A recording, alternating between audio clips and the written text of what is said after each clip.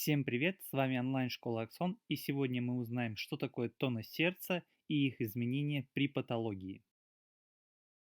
Тоны сердца возникают при закрытии клапанов сердца. Всего выделяют два вида клапанов – полулунные и створчатые. Полулунные находятся между сердцем и артерией, например, легочный клапан между сердцем и легочной артерией, а артальный клапан между сердцем и аортой. Створчатые клапаны располагаются между камерами сердца, такими как желудочек и предсердие. Помимо этого, они отличаются количеством створок. Например, трехстворчатый клапан или трикуспидальный, который находится между правыми отделами сердца, состоит из трех створок, а митральный или двухстворчатый находится между левыми отделами сердца. В норме у здорового человека можно выслушать два тона. Иногда можно выслушать третий и четвертый. Первый тон систолический. Он возникает при закрытии створчатых клапанов и состоит из четырех компонентов. Первый клапанный – это закрытие атриовентрикулярных или створчатых клапанов. Второй мышечный – это колебание напряженной мышцы желудочков. Третий компонент – сосудистый, который возникает при колебании начальных отделов магистральных сосудов. И последний, предсердный, возникает при сокращении предсердий. Второй тон диастолический. Он возникает в результате захлопывания полулунных клапанов и состоит всего из двух компонентов – клапанного и сосудистого. Тоны сердца выслушиваются аускультативно.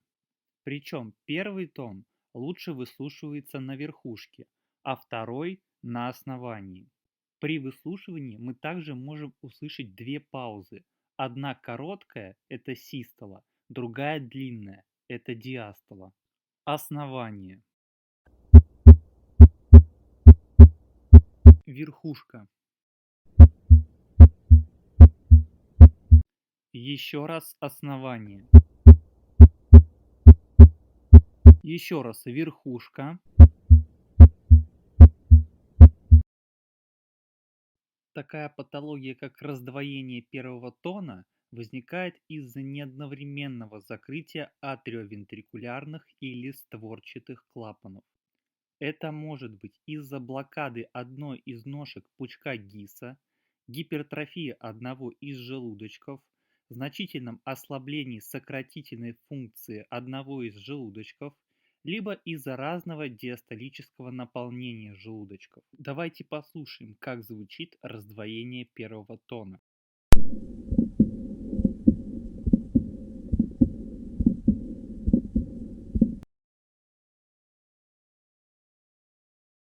Раздвоение второго тона бывает из-за неодновременного закрытия полулунных клапанов. Это возникает при легочной гипертензии, стенозе легочной артерии и компенсаторной гипертрофии миокарда правого желудочка. Давайте послушаем, как звучит раздвоение второго тона.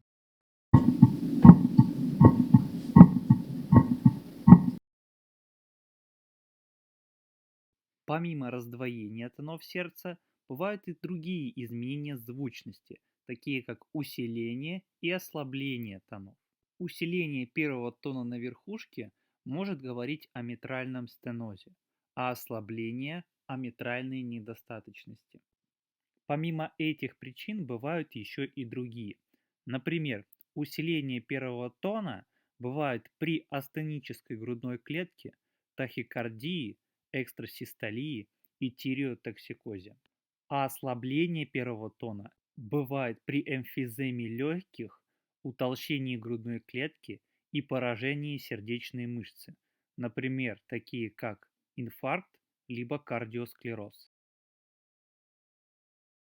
Изменение звучности второго тона также делится на усиление и ослабление. Акцент второго тона над аортой может говорить о гипертрофии левого желудочка или развитии артериальной гипертензии.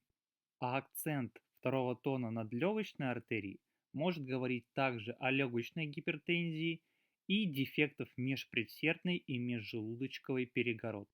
Ослабление второго тона над аортой говорит о недостаточности аортального клапана или понижении давления в аорте, а ослабление второго тона над легочной артерией говорит о недостаточности легочного клапана.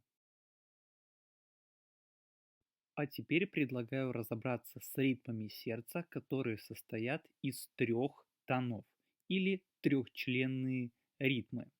Одним из таких ритмов является ритм галопа. Он характеризуется появлением добавочного третьего или четвертого тона. Как правило, он возникает при сердечной недостаточности. В зависимости от того, где располагается дополнительный третий тон, выделяют три разновидности ритма галопа. Протодиастолический, при этом дополнительный тон располагается в начале диастолы. Пресистолический, тон располагается перед систолой. И мезодиастолический или суммационный, дополнительный тон занимает середину диастолы. Давайте послушаем, как звучит ритм галопа.